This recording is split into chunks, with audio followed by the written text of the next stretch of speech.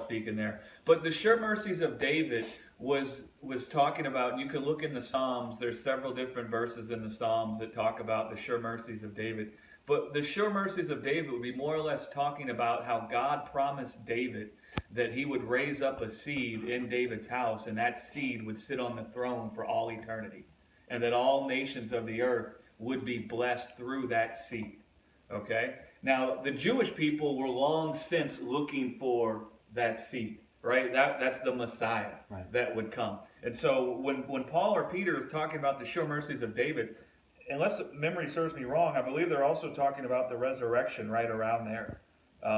And so basically all they're saying is that the resurrection of Jesus is the fulfillment of what God promised David, because he raised a seed that come from David's house up from the dead, thus making him a king that could never die and that conquered death. And so now this seed that come from the house of David would now sit on the throne for all eternity. And in that seed, under his reign, would all the nations of the earth be blessed with life. And so the Jewish people were looking for the sure mercies of David to come. And so Peter or Paul, whichever one is talking there, is basically telling them, we know that the resurrection of the Christ is the manifestation of the promise of God to David. For he raised up a guy in the house of David from the dead, and that guy will now sit on the throne and never die ever again. So this is the Messiah we've been looking for, is essentially what they're trying to communicate there. Does that make any sense? Yeah, that's perfect sense. Thank you so much.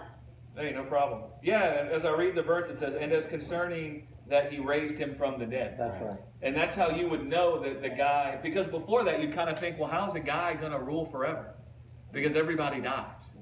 Do you see what I'm saying? And that was kind of the promise to David, that a seed would come from his house and he would sit on the throne forever. And so how could that happen? Because people die. Yeah, right. And now this guy comes along and now he's now come out of the grave. So Jesus is the sure mercies of David. Yeah, that's actually the best way to say it. Oh, yeah. That's Jesus good. is the sure mercies of David. Yeah. Yeah. Awesome.